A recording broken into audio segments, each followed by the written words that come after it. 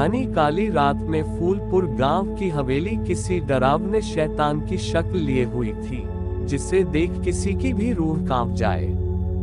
हवेली के गेट पर बनी दो शेर की मूर्तियां आसमान में चमक रही बिजली की रोशनी में और भी खतरनाक लग रही थी, जैसे कि वो रहस्यमय जानवर मूर्ति से निकल के अभी नोच खाने को सामने आ जाएंगे। हवेली के अंदर एक करीब 50 साल की औरत काली साड़ी पहने हाथ में एक छोटी सी मशाल लिए एक तरफ चली जा रही थी। उसके खुले हुए बाल हवा में लहरा रहे थे। मशाल की पीली रोशनी में उस औरत की बड़ी काली आंखें खौफनाक लग रही थीं।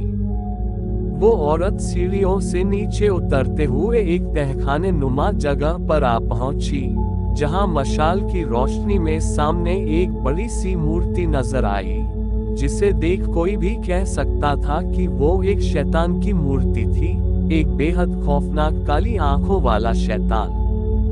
उस औरत ने उस तहखाने का दरवाजा अंदर से बंद किया और फिर वहां मौजूद कई सारी मशालों में आग जला दी।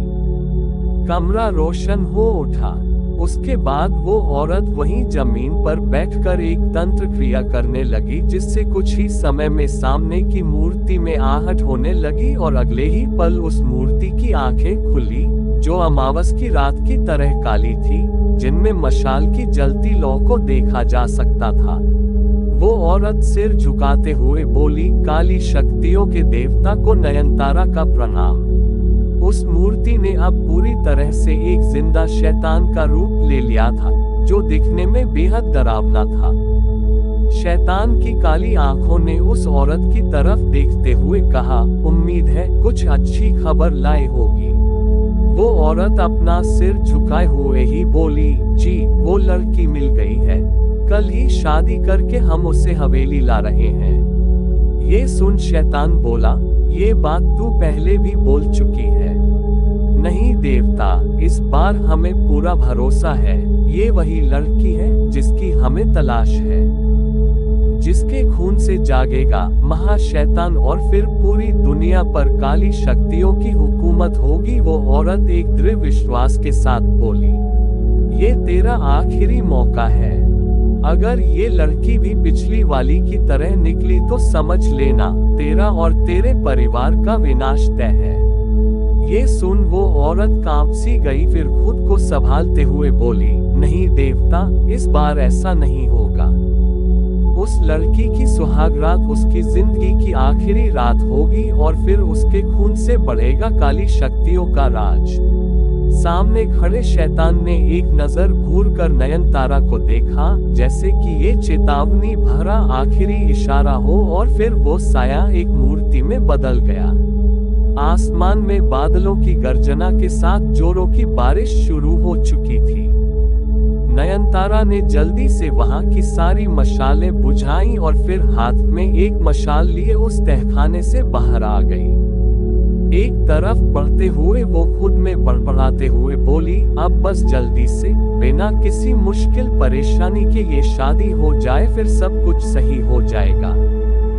देवता का राज होगा पूरी दुनिया में और मैं उनकी दूत बनके सब पर राज करूंगी। सुबह के सूरज के साथ जौनपुर शहर के एक घर अफरा तफरी का माहौल था। घर दिखने में एकदम साधारण सा था, जिसे हाल ही में नए पेंट से रंगा गया था। घर के एक कमरे में शीशे के सामने दुल्हन का जोड़ा पहने 18 साल की नित्या बैठी थी। उसकी खूबसूरत भूरी आंखें, रेशमी बाल, सादगी और मासूमियत से भरा चेहरा देख कोई भी लड़का अपने होश खो सकता था। होठों पर हमेशा एक मुस्कुराहट रखने वाली नित्या की आंखों में आज एक अजीब सा दुख नजर आ रहा था। अपने सिर पर साड़ी के पल्लू को लिया और एक नजर खुद को शीशे में देखा। शादी का जोड़ा, जो उसने अपनी मर्जी से नहीं बल्कि मजबूरी में आज पहना था, नहीं तो भला 18 साल भी कोई उम्र होती है शादी की। नित्या को अपने अतीत का ख्याल आया कि कैसे उसके पेरेंट्स उसे बचपन में छोड़ इस दुनिया से चले गए थे और फिर वो एक बोझ सी बनकर अपने मामा मामी के साथ रहने लगी।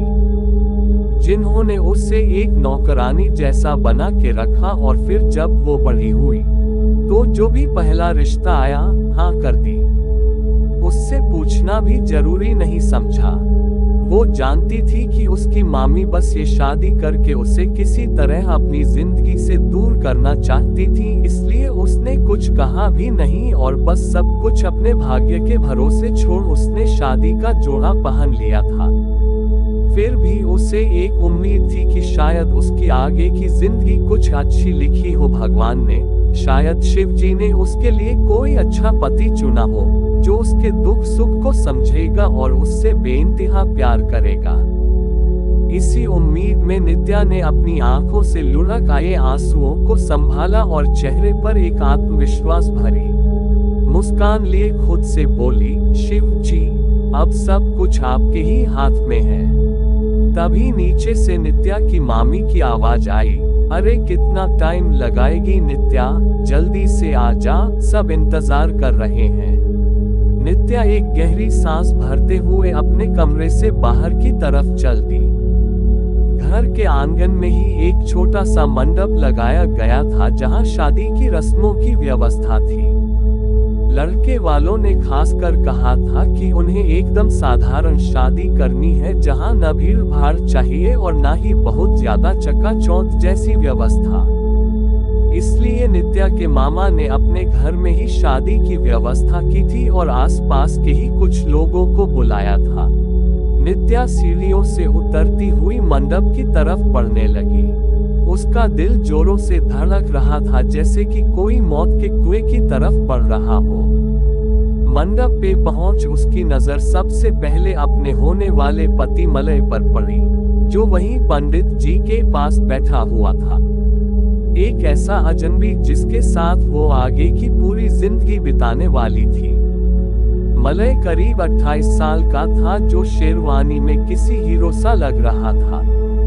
उसके चेहरे पर एक शांत सी मुस्कुराहट थी, लेकिन जब नित्या की नजर उसकी आंखों पर गई तो उन गहरी काली आंखों में उसे जैसे कोई छिपा हुआ राज नजर आया।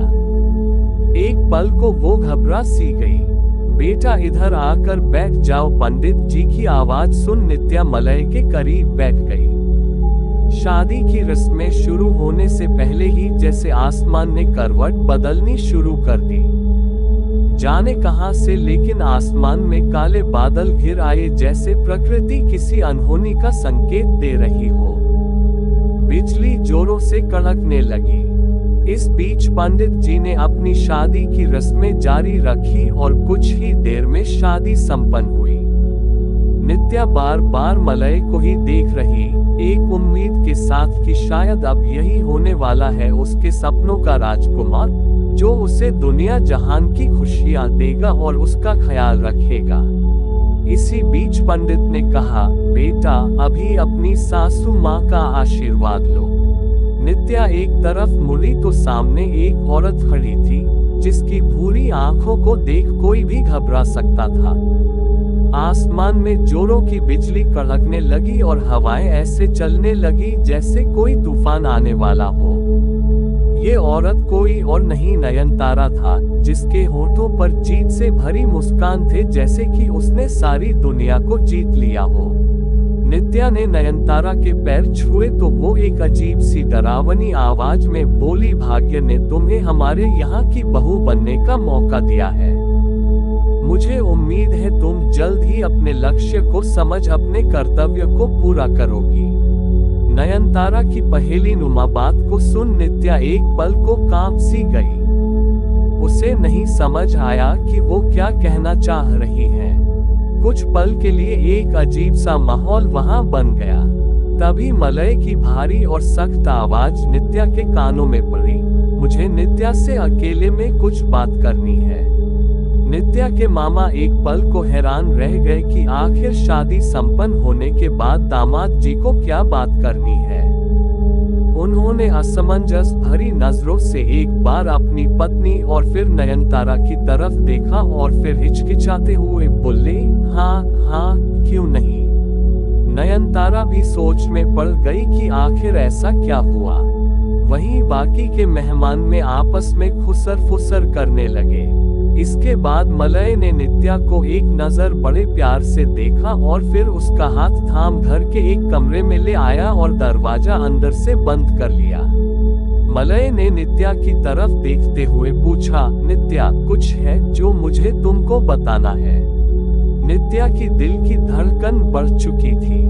उसे नहीं समझ आ रहा था कि आखिर अब कौन सी मुसीबत उसके माथे गिरने वाली है। वहीं नयनतारा बड़ी चालाकी से उस कमरे के करीब आ पहुंची थी और दरवाजे के पास कान लगाए सुनने की कोशिश कर रही थी। तभी मलय उसकी तरफ देखते हुए बोला, देखो नित्या, मुझे नहीं पता तुमने किन हालातों में इस शादी के लिए हाँ की है, किन मुसीबतों परेशानियों को झेलते हुए इस फैसले तक पहुंची हो, और मुझे जानना भी नहीं है। अब तुम मेरी पत्नी हो और मेरी पूरी कोशिश रहेगी कि मैं तुमको दुनिया जहान की सारी खुशियां दे पाऊं। ये सुन नित्या के चेहरे पे हल्के सुकून के भाव जरूर नजर आने लगे। उसे महसूस हुआ कि शायद शिव जी ने उसका रिश्ता एक अच्छे इंसान से जोड़ा है। वहीं दरवाजे के पास खड़ी नयनतारा के चेहरे पर शातिर मुस्कान थी। उसे पता था नित्या का भविष्य क्या होने वाला है। इधर मलय नित्या का हाथ अपने हाथ में लेते हुए बोला, फिर भी अगर तुम्हें कुछ समय लेना है तो तुम कुछ दिनों बाद भी हमारे यहाँ आ सकती हो, मुझे कोई प्रॉब्लम नहीं। ये सुन नयनतारा की जान जैसे हलक में अटक गई, क्योंकि उसका प्लान तो कुछ और ही था। वो दरवाजा खटखटाने वाली हुई कि तभी नित्या बोली, नहीं, अब मेरा भाग्य आपके साथ ही जुड़ चुका है, तो उसमें समय लेने जैसी कोई बात नहीं, मैं आपके साथ ही चलूंगी। ये सुन मलय के चेहरे पर सुकून भरी हल्की मुस्कान बिखर गई। वहीं बाहर खड़ी नयनतारा की जैसे सांस में सांस आई और वो चुपचाप दबे पांव दरवाजे से दूर हो गई। कुछ ही समय में विदाई की रस्म भी हो गई और नित्या मलय के साथ गाड़ी में बैठ एक नए सफर की ओर चल दी, जिसमें क्या कुछ मुश्किलें आने वाली थी इसका उसे जरा भी अंदाजा नहीं था। नित्या खिड़की से बाहर पेड़ों को तेजी से गुजरते हुए देख रही थी। फिर अचानक उसके मन में ख्याल आया कि उसका फोन तो वहीं घर पर छूट गया। उसने झट से ड्राइवर की तरफ देखते हुए कहा, 1 मिनट वापस चलिएगा, मैं अपना मोबाइल घर पर ही भूल आई। ये सुन आगे बैठी नयनतारा बोली, कोई बात नहीं बहू, हम तुम्हें नया मोबाइल दिला देंगे। नहीं, मेरे सारे कॉन्टैक्ट्स हैं उसमें। नयनतारा उसकी तरफ घूर कर देखती हुई बोली, अब तुम फूलपुर की हवेली की बहुरानी बन चुकी हो, रिश्ते अब हैसियत के हिसाब से बनाने होंगे, गाड़ी सीधे हवेली पर ही रुकेगी। नयनतारा का ऐसा रूप देख नित्या घबरा गई और चुपचाप फिर से खिड़की के बाहर देखने लगी। वहीं करीब बैठे मलय ने उसके हाथ पर अपना हाथ रख उसकी तरफ इशारों से देखते हुए कहा कि तुम चिंता ना करो, मैं हूं तुम्हारे साथ। गाड़ी सुनसान रास्ते से होते हुए फूलपुर की तरफ बढ़ रही थी, तभी अचानक एक जोर की आवाज के साथ गाड़ी का बैलेंस बिगड़ गया। ड्राइवर ने किसी तरह गाड़ी को संभाला और रोड के किनारे रोक दी। नित्या बुरी तरह घबरा गई। तभी ड्राइवर ने खिड़की से पीछे देखते हुए कहा, टायर फट गया है मालकिन, थोड़ा समय दीजिए, मैं अभी बदल देता हूँ। इसके बाद ड्राइवर गाड़ी का टायर बदलने लगा। मलय भी गाड़ी से निकलकर बाहर आ गया और फिर उसकी नजर रोड पर ही पड़े एक मरे हुए जानवर पर पड़ी, जिस पर बहुत सारी चील बैठी थी और उसे नोच नोच कर खा रही थी। लेकिन तभी जाने क्या हुआ कि सारी चील वहां से भागने लगी जैसे किसी शैतान को देख लिया हो। गाड़ी में बैठी नित्या भी ये देख पा रही थी और उसे थोड़ा अजीब लगा। तभी नित्या की तरफ की खिड़की के शीशे पर एक चील बड़ी जोर से टकराया और वहीं गिरकर मर गया। उसका लाल खून शीशे पर फैल गया। नित्या बुरी तरह डर गई और कार का डोर खोलकर बाहर आ गई। तभी एक चील उसके पैरों के एकदम करीब आकर गिर गई और पानी से बाहर आई किसी मछली की तरह छटपटा के मर गई। नित्या डर के मारे बुरी तरह कांप गई और वहां से भागने को हुई कि तभी उसका पैर चील से टकरा गया और वो सीधे मलय की बाहों में जा गिरी। नित्या ने पहली बार मलय को इतनी करीब से देखा। उसकी आंखें अजीब तरह की लाल हो रखी थी, जिनको देख कोई भी घबरा जाए। मलय ने नित्या को संभालते हुए कहा, आप ठीक तो हो, डरने की जरूरत नहीं है। ये चील जरूर उस जानवर के सड़े हुए मांस को खाकर मर रही है। आप गाड़ी में ही बैठी रहिए। इसके बाद मलय ने नित्या के साइड का कार डोर ओपन किया और वो सहमी सी अंदर बैठ गई। इधर ड्राइवर ने भी गाड़ी का टायर बदल दिया था। गाड़ी चलने को ही थी कि तभी नित्या की तरफ की विंडो पर एक बूढ़ी औरत का चेहरा दिखा जो बेहद खौफनाक लग रही थी। नित्या तो डर के मारे चीख पड़ी। वो बूढ़ी औरत चीख चीख कर कहने लगी, मत जा वहां, मत जा, मौत के मुंह में जा रही है तू। वो औरत ये बोलते वक्त नित्या की आंखों में ही घूर रही थी। तभी गाड़ी से झट से नयनतारा बाहर आई और उस औरत को डांटते हुए वहां से भगा दिया। लेकिन नित्या के अंदर एक अलग खौफ पैदा हो गया कि आखिर वो औरत कौन थी और उससे ऐसा क्यों कह रही थी। आखिर क्या होने वाला उसके साथ? क्या उसने ये शादी करके गलती कर दी? सैकड़ों सवाल उसने मन में हिलोरे लेने लगे। तभी ड्राइवर भी आकर अपनी सीट पर बैठ गया और गाड़ी तेजी से फूलपुर गांव की तरफ बढ़ चली। इधर फूलपुर गांव के एक घर में पूजा चल रही। पंडित जी मंत्रोच्चार के साथ हवन करा रहा थे। गांव के लगभग सारे लोग वहां मौजूद थे, पर सबके मन में एक आशंका था। किसी के भी चेहरे पर खुशी या सुकून नहीं था, क्योंकि इस गांव में आज तक कोई पूजा संपन्न नहीं हुई थी। हर एक पूजा में कोई न कोई अनहोनी हुई थी। लोग उस अनहोनी का ही इंतजार कर रहे थे और घबराहट से घिरे हुए थे। वहीं नयनतारा की गाड़ी गांव में प्रवेश कर चुकी थी और तेजी से गांव के एक किनारे पर बनी हवेली की तरफ बढ़ रही थी। नित्या कांच से गांव को देख रही थी, जो छोटा था लेकिन विकसित था। घर पक्के बने हुए और एक अच्छी से मार्केट भी थी। तभी नित्या की नजर उसी जगह पर पड़ी जहां पूजा हो रही थी। गांव वालों का जमावड़ा लगा हुआ था। नित्या ने मन ही मन भगवान को प्रणाम किया। गाड़ी कुछ ही समय में एक बड़ी सी हवेली के बाहर आकर रुकी, जिसको देख नित्या भौचक्का रह गई। शायद ही उसने पहले कभी इतना बड़ा घर देखा था, लेकिन गेट पर बने दो अजीब से जानवर की मूर्ति देख उसे कुछ अजीब महसूस हुआ, जैसे कि वो उसे ही घूर रहे हो। तभी कुछ ऐसा हुआ जिसने नयनतारा और मलय के होश उड़ा दिए। नित्या को मजबूरन बहुत ही कम उम्र में ही फूलपुर की बहू बनना पड़ा, लेकिन उसने भी अपनी किस्मत का हवाला देकर जिंदगी में आगे बढ़ने का सोच लिया। एक उम्मीद लगा ली, हो सकता है शिव जी ने उसकी आगे के जीवन में खुशियां लिखी हो सकता है उसके होने वाला पति उसका प्रिंस चार्मिंग निकले। इसी उम्मीद में नित्या ब्याह करके अपनी ससुराल आ पहुंची। हमेशा से एक छोटे से घर में पली बड़ी नित्या यहाँ एक बड़ी सी हवेली देख हैरान रह गई। मन ही मन वो सोचने लगी कि अगर ये बाहर से इतनी बड़ी नजर आ रही तो अंदर कितनी बड़ी होगी, कितने कमरे होंगे इसमें। मलय नित्या की आंखों में एक हल्की खुशी की चमक देख पा रहा था, जिसे देख उसे भी अच्छा महसूस हुआ, क्योंकि रास्ते में जो घटा था उसके बाद से नित्या बहुत बुरी तरह डरी हुई थी। वहीं नित्या के कदम जैसे ही हवेली के बाहरी गेट से अंदर पड़े, कुछ ऐसा हुआ जिसने सबके होश उड़ा दिए, खासकर नयनतारा के। आसमान में बादल घुमड़ आए और जोर जोर से हवाएं चलने लगी और उन हवाओं से हवेली से दूर जंगल में बने एक मंदिर में घंटियां बजने लगी। उन घंटियों की आवाज इतनी तेज थी जैसे कि प्रकृति संकेत देना चाह रहा, किसी के आगमन का और किसी के अंत का। वहीं गांव में हो रही पूजा में पंडित ने आखिरी आहुति डाली और फिर एक महादेव का जोर का जयकारा लगा। ये पहली बार था जब गांव में पूजा बिना किसी विघ्न के संपन्न हुई थी। सब लोग बुरी तरह हैरान थे। लोगों में तरह तरह की बातें होने लगी थी। तभी उसी पूजा में मौजूद एक बाबा, जिनको लोग भूरा बाबा कहते थे, मन ही मन बोले, लगता है गांव में उसका आगमन हो चुका है।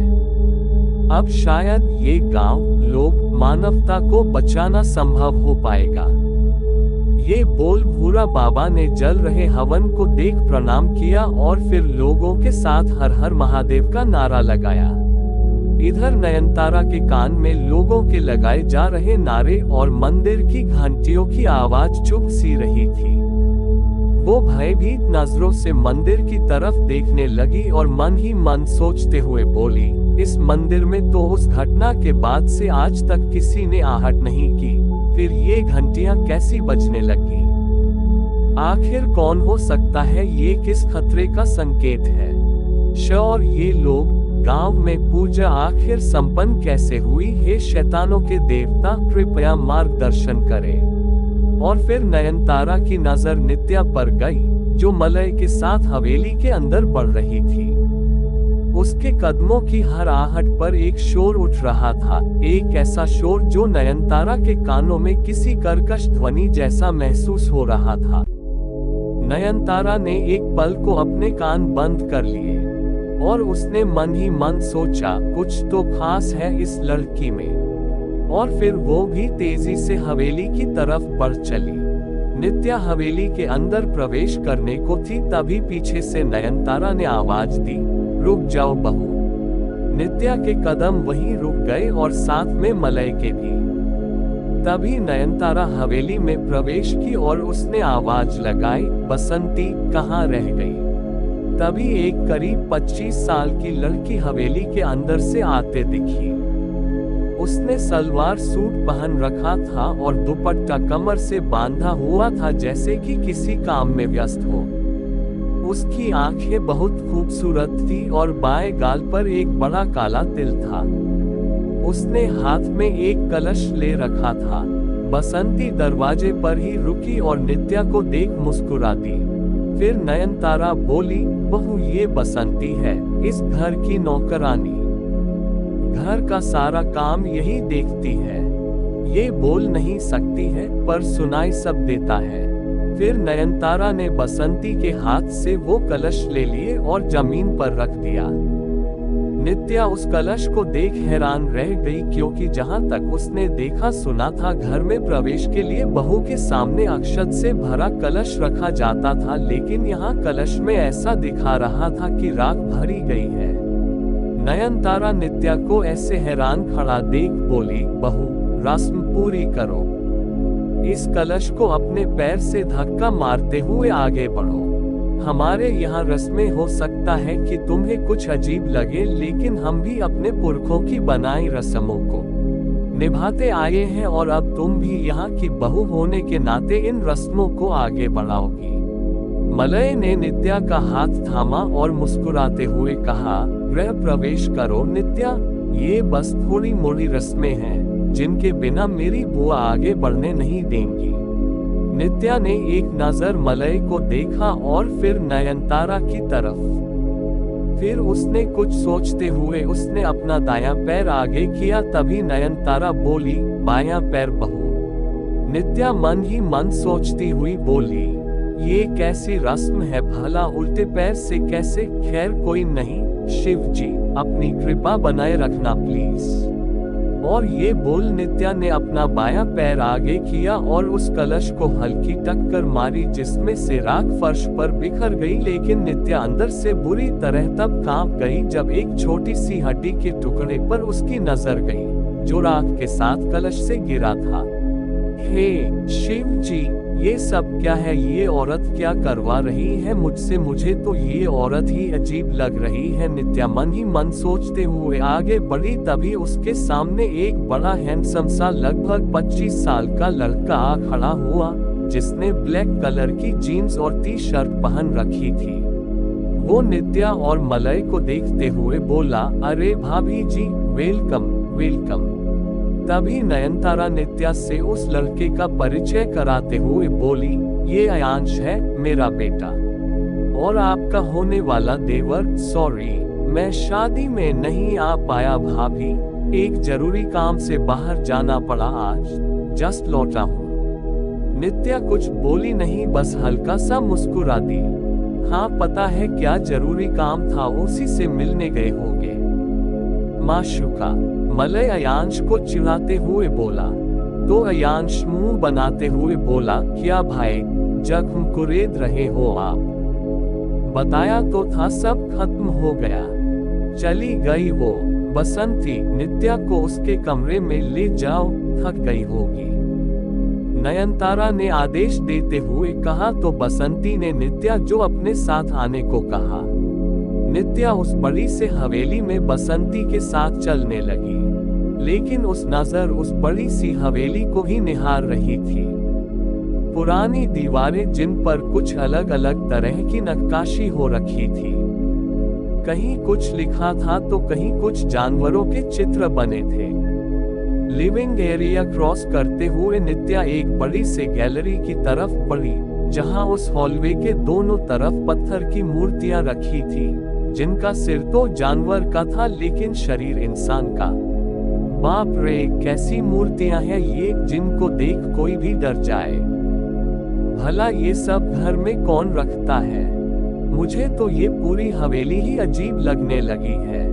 और फिर है भी ये कितनी बड़ी, जैसे फिल्मों में भूतिया घर होते हैं। हे शिव जी, बस सब कुछ अच्छा करना।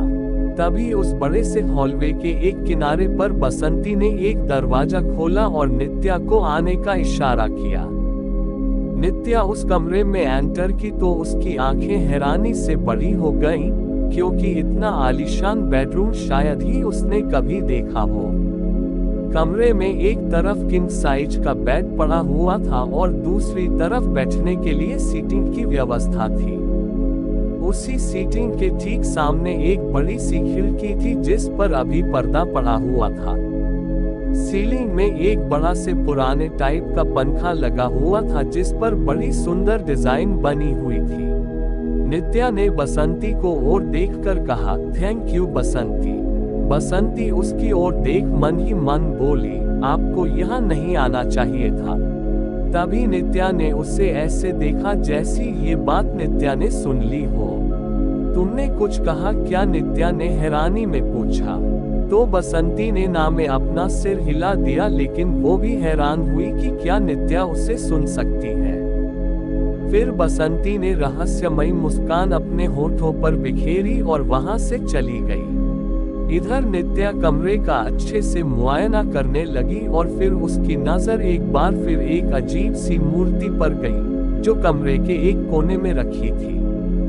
ये वही मूर्ति थी जो उसने हवेली के मुख्य गेट पर और फिर हॉलवे में देखी थी, आधा शरीर जानवर का और आधा इंसान का। नित्या एक बार फिर सहम सी गई कि जैसे वो मूर्ति उसे ही घूर रही हो। फिर कुछ सोच नित्या नहाने के लिए वॉशरूम में चली गई, जो अपने आप में एक बहुत ही लग्जरी वॉशरूम था। नित्या जहां अपने चारों तरफ इतनी सारी लग्जरी देख खुश हो रही थी, वहीं दूसरी तरफ कुछ मिस्टीरियस चीजें उसके मन में एक अजीब सा डर भी पैदा कर रही थी। नित्या नहा के बाहर आई तो सामने नयनतारा को खड़ा देख वो चौंक गई। नयनतारा चेहरे पर सख्त भाव लिए बोली, मैं बस ये बताने आई थी, मलय का इंतजार मत करना। ये सुन नित्या तुरंत बोली, पर आज तो हमारी सुहागरात, वो 3 दिन बाद होगी, तब तक तुम दोनों लोग अलग रहोगे। नयनतारा बोली। नित्या हैरान थी कि जब से इस घर में आई कुछ न कुछ नया उसके सामने आ रहा है। अब शादी हुई है तो पति पत्नी साथ रहेंगे ना, लेकिन यहाँ तो कुछ नई ही रीति चल रही है। नित्या को समझ नहीं आ रहा था कि अब वो क्या बोले। तभी नयनतारा आगे बोली, डिनर बसंती यही ले आएगी, अब तुम आराम करो। और ये बोल नयनतारा वहां से चली गई। नित्या हैरान सी मन ही मन बोली, जो एक इंसान मुझे इस घर में सही लगा, जिस पे थोड़ा भरोसा किया जा सकता है, उसी को मुझसे दूर रख दिया। अब क्या करूं? पता नहीं ये बुआ जी इतनी खड़ूस क्यों हैं, मुझे तो कमरे में ही डर लग रहा है। जहां नित्या इस हवेली में आकर हैरान परेशान थी, वहीं नयनतारा कुटिल मुस्कान लिए कमरे से बाहर निकली और मन ही मन सोचते हुए बोली, बस 3 दिन, उसके बाद आएगी काल नक्षत्र की रात और तब होगी बहुरानी के अंत की शुरुआत। नित्या मन में सैकड़ों आशंकाएं लिए बेड पर लेट गई और उसकी कब आंख लग गई उसे पता ही नहीं चला। रात के करीब 2 बजे अचानक नित्या की आंख खुली, जैसे कि वो किसी बुरे सपने से जागी हो। उसका गला सूख रहा था। उसने पास की साइड टेबल पर चेक किया तो पानी नहीं था। उसके दिमाग में एक अजीब सा दृश्य घूम रहा था, एक लाल आंखों वाला शैतानी चेहरा, जिसके नुकीले नाखून नित्या के गले की तरफ बढ़ रहे हैं। नित्या चीखना चाह रही है लेकिन उसका गला रुंध सा गया है। वो नाखून धीमे धीमे उसकी गर्दन में धंसते जा रहे हैं और खून की एक पतली धार उसके पूरे शरीर को लाल करती जा रही है। नित्या ने अपना सिर हल्का झटक से जैसे खुद को उस दृश्य से आजाद किया और तभी खिड़की से आती रोशनी में नित्या की नजर कोने में खड़ी उस अजीब सी मूर्ति पर गई, जिसे देख एक बार फिर वो घबरा गई। उस मूर्ति का चेहरा भी कुछ वैसा ही था जैसा उसने सपने में देखा था। फिर किसी तरह वो हिम्मत करके बेड से उठी और पानी लेने के लिए कमरे से बाहर निकली। रात में वो हवेली और भी ज्यादा डरावनी लग रही थी। दूर जंगल से आती सियारों की आवाज माहौल को और खौफनाक बना रही थी। नित्या धीमे कदमों से किचन की तरफ बढ़ रही थी, जो लिविंग एरिया के दूसरी तरफ था। उसके पायलों की आवाज हवेली में गूंज रही थी। लिविंग एरिया को पार करते हुए वो किचन के पास पहुंची, तभी उसे महसूस हुआ कि जैसे कोई उसका पीछा कर रहा है। उसकी डर से हालत खराब होने लगी। उसके कानों में एक माध्यम सी गुर्राहट भरी आवाज गूंजी, जो उसकी रूह कंपा देने के लिए काफी थी। नित्या शादी के बाद फूलपुर की हवेली आ चुकी थी। हवेली की भव्यता देख वो बुरी तरह हैरान थी, वहीं कुछ रहस्यमयी घटनाएं उसके मन में एक अजीब सा डर भी पैदा कर रही थी। नित्या अपने पति के इंतजार में थी, तभी जब नयनतारा ने उसे बताया कि उसकी सुहागरात 3 दिन बाद होगी, तब तक उसे मलय से दूर रहना है, तो उसके जैसे होश उड़ गए। उसे समझ नहीं आया कि भला ऐसा कहाँ होता है। ये अब कौन सा नया रीति रिवाज है शादी का।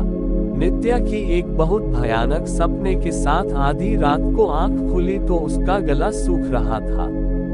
पानी लेने के लिए वो किचन की तरफ बढ़ रही थी, तभी उसे लगा कि कोई उसका पीछे कर रहा है। उसकी डर से हालत खराब होने लगी। उसके कानों में एक माध्यम सी गुर्राहट भरी आवाज गूंजी, जो उसकी रूह कंपा देने के लिए काफी थी। उसने किसी तरह हिम्मत करके पीछे देखा तो वहां कोई नहीं था। हे शिव जी, ये सब क्या हो रहा है? यहाँ तो कोई नहीं है। फिर वो आवाज। नित्या खुद को शांत करते हुए किचन के अंदर गई और पानी निकलने लगी, तभी उसे महसूस हुआ कि किचन के दरवाजे पर कोई साया है। उसने अपने सामने नजर उठाई तो दरवाजे पर खड़े साये की परछाई उसे दीवार पर बनती नजर आई। एक बहुत ही डरावनी तस्वीर, जिसको देख नित्या का गला ही रुंध गया। अब उसकी पीछे मुड़ने की भी हिम्मत नहीं ही रही थी। वो यहाँ से भागना चाहती, लेकिन कदम जम से गए थे। वो जोर से चीखना चाहती थी, लेकिन आवाज गले से बाहर ही नहीं आ रही थी। उसने अपनी आंखें बंद कर ली और शिव जी का नाम जपने लगी। हे शिव जी, रक्षा करो, रक्षा करो। कुछ पल बाद उसने आंखें खोली तो सामने दिख रही परछाई गायब थी। नित्या बिना एक पल गवाए वहां से भागी और तभी लिविंग एरिया में वो किसी से टकराए। नहीं नहीं, मुझे जाने दो, मैंने क्या किया है? नित्या कांपते हुए किसी तरह बोली। उसकी धड़कन धौंकनी की तरह बेहद तेज चल रही थी। नित्या, रिलैक्स, मैं हूँ मलय। नित्या की जैसे जान में जान आई और ना जाने उससे क्या हुआ, उसने मलय को कसकर जकड़ लिया। उसका पूरा शरीर कांप रहा था। क्या हुआ, तुम ठीक तो हो? ये ऐसे कांप क्यों रही हो? और किसे जाने दो, बोल रही थी। मलय ने असमंजस की हालत में कई सारे सवाल पूछे। नित्या किसी तरह एक गहरी सांस भरते हुए बोली, वो पानी लेने उठी थी, फिर मुझे दरवाजे पर कोई दिखा, एक अजीब सी परछाई, जैसे कि कोई शैतान। मलय उसके कंधे को थाम अपने सामने लाते हुए बोला, ऐसा कुछ भी नहीं है, तुम्हारा भ्रम होगा। देखो, यहाँ तो कोई नहीं दिख रहा। नित्या ने एक नजर फिर इधर उधर देखा, पर वहाँ कोई नहीं था। बस दूर से आती सियारों की आवाज सुनाई दे रही थी। आओ, मैं तुम्हें कमरे तक छोड़ देता हूँ। इसके बाद मलय नित्या के साथ उसके कमरे तक गया और वहीं उसको बेड पर बिठाकर बोला, रुको, मैं पानी लेकर आता हूँ। नित्या को कुछ पल का सुकून जरूर हुआ कि चलो, ऐसे मौके पर उसका पति तो उसके साथ है। वो मन ही मन सोचते होते बोली, हे शिव जी, ये कहाँ लेकर फंसा दिया है? कुछ समझ नहीं आ रहा। आखिर कब तक आप मेरी ऐसे ही परीक्षा लेते रहेंगे? बचपन में माँ पापा को छीन लिया और फिर मामा मामी ने जिस हिसाब से पाला, उसकी शिकायत तो हम आपसे कभी करना नहीं छोड़ेंगे। और फिर ये शादी का बंधन, पता नहीं क्या होने वाला है। सैकड़ों ख्यालों को मन में लिए वो बेड पर बैठी थी, तभी मलय पानी का गिलास लेकर उसके पास आया और नित्या ने तुरंत सारा पानी गटक लिया, जैसे कि उसका गला सूख के रेगिस्तान बन गया हो। फिर एक सांस भरते हुए वो बोली, वहाँ सच में कोई था मलय जी, मैंने देखा था। नित्या, अगर कुछ होता तो मुझे भी दिखता। मैं तो अभी एक नजर बाहर भी देख कर आया हूँ, पर कोई नहीं है। जरूर किसी सपने का असर होगा। कई बार जो हम सपने में देखते हैं, वो सच में भी हमें नजर आने लगता है, जो कि महज एक भ्रम होता है। तुम टेंशन मत लो, मैं हूँ तुम्हारे साथ। नित्या शांत होकर बेड पर लेट गई। नित्या चाहती थी कि मलय भी उसके करीब आ जाए, उसे अपनी बाहों में भर के उसके अंदर के डर को कुछ कम करे, लेकिन वो ऐसा कह नहीं पा रही थी। फिर उसने धीमे से मलय के हाथों पर अपना हाथ रख दिया। थैंक यू, आप नहीं होते तो। मलय भी धीमे से उसके गालों को छूते हुए बोला, पर मैं हूं ना। दोनों में थोड़ा करीबी बढ़ने लगी। मलय का चेहरा नित्या के एकदम करीब आ गया कि अचानक मलय ने खुद को नित्या से दूर कर लिया और फिर सिर पर हाथ फेरते हुए बोला, तुम सो जाओ, थक गई होगी, मैं यही हूँ तुम्हारे पास। नित्या को पहले तो थोड़ा अजीब लगा, फिर ये सोचकर अच्छा लगा कि मलय उसका ख्याल रखना जानता है और उससे इस नए रिश्ते को शायद थोड़ा समय भी देना चाहता है। हल्के सुकून की लहर के साथ नित्या की आंख लग गई। सुबह के सूरज की खिड़की से छन के आती हुई रोशनी ने नित्या की आंखों पर आहट की। उसकी नींद खुली और एक झटके में वो उठ बैठी, जैसी कि किसी बहुत बुरे सपने से जागी हो। उसके माथे पर पसीने की कुछ बूंदें थी। रात वाली घटना उसके दिमाग से अभी तक गई नहीं थी। उसके कान में अभी भी वो गुर्राहट गूंज रही थी। उसने अपने पास देखा तो मलय वहां नहीं था। ये कब चले गए मुझे कुछ पता ही नहीं चला। किसी तरह नित्या ने खुद को संभाला और उठकर फ्रेश होने के लिए चली गई। नित्या वॉशरूम से बाहर आई तो उसका ध्यान जाने क्योंकि उस अजीब सी मूर्ति पर गया, जिसकी पथरीली आंखें उसे ही घूर रही थीं, जैसे कि नयनतारा ने ही उसे नित्या पर नजर रखने के लिए रखा हो। नित्या को ऐसा महसूस हुआ जैसे कि ये मूर्ति अपना स्थान बदलती है, क्योंकि पहले मूर्ति जितना दीवार से सटकर खड़ी थी, अभी कुछ आगे आ चुकी थी। नित्या घबरा सी गई और तभी दरवाजे पर आहट हुई, जिससे नित्या डर गई। फिर उसने हिम्मत साधते हुए दरवाजा खोला और तो देखा सामने बसंती खड़ी थी। बसंती ने इशारे से उसे बताया कि नाश्ता रेडी है, वो जल्दी से आ जाए। नित्या जल्दबाजी में अपने कपड़े बदल के कमरे से बाहर निकली। उसकी आंखें मलय को तलाश रही थी और तभी लिविंग एरिया में ही उसे मलय ऊपर सीढ़ियों से उतरता नजर आया। दोनों की आंखें मिली तो मलय हल्का सा मुस्कुरा दिया। वो व्हाइट शर्ट और ब्लू ट्राउजर में बेहद हैंडसम लग रहा था। नित्या की नजर एक पल उस पर ही ठहर गई। गहरी काली आंखें जिन पर कोई भी लड़की फिदा हो जाए। मलय सीधे उसके पास आया और बोला, तुम ठीक हो? नित्या जैसे किसी ख्वाब से बाहर आई और फिर खुद को संभालते हुए बोली, जी आप कब चले गए थे? रात में ही। वो बुआ जी ने बोला था ना, तो कुछ इंतजार कर लेने में क्या हर्ज है, फिर हमेशा तो तुम्हारे साथ ही रहना है। नित्या हल्का मुस्कुरा दी और बोली, थैंक यू, कल रात मैं कुछ ज्यादा ही डर गई थी। शायद इतनी बड़ी हवेली की आदत नहीं है। वो अजीब सी परछाई, जरूर भ्रम होगा मेरा। वो होता है ना, कई बार आप हॉरर फिल्म देखो और फिर खिड़की पर लटका कपड़ा, उड़ता हुआ पर्दा आपको भूत जैसा ही नजर आता है। वैसा ही हुआ होगा शायद। किस भूत की बात हो रही है? बहू नयनतारा की आवाज सुन दोनों चौंक गए। फिर मलय बोला, गुड मॉर्निंग बुआ जी। अरे कल रात नित्या पानी के लिए किचन तक आई थी, फिर इसने कुछ अजीब देखा और बहुत ज्यादा डर गई। ये तो अच्छा हुआ मैं नीचे आ गया उसी समय। जरूर हल्क को देखा होगा तुमने बहुरानी। कोई नया दिखे तो थोड़ा नाराज हो जाता है, नयनतारा बोली। तभी मलय भी तुरंत बोला, अरे हाँ, हल्क वही होगा। वो गायब होने में भी उस्ताद है, कहीं भी छिप के बैठ जाता है। और बहुत ही भारी भरकम सा कुत्ता है भी, जर्मन शेपर्ड, चलता फिरता शैतान लगता है रात में। नित्या को भरोसा तो नहीं हुआ कि वो कोई कुत्ते की परछाई थी, फिर भी उसने हामी भर दी। फिर वो नयनतारा की तरफ देख बोली, हो सकता है, मुझे तो कुछ समझ नहीं आया। वो अच्छा हुआ मलय जी मिल गए, फिर मेरे साथ कमरे में भी। ये बोलते बोलते वो रुक गई। वो समझ गई उसे ये नहीं बताना था। मलय के चेहरे पर भी शिकन के भाव उभर आए। वहीं ये सुन नयनतारा के भौएं गुस्से में चढ़ चुकी थी और आंखों में जैसे खून उतर आया था। आखिर नयनतारा अब क्या करेगी? क्या उसकी साजिश पर पानी फिर जाएगा? आखिर किसकी परछाई नित्या ने देखा था?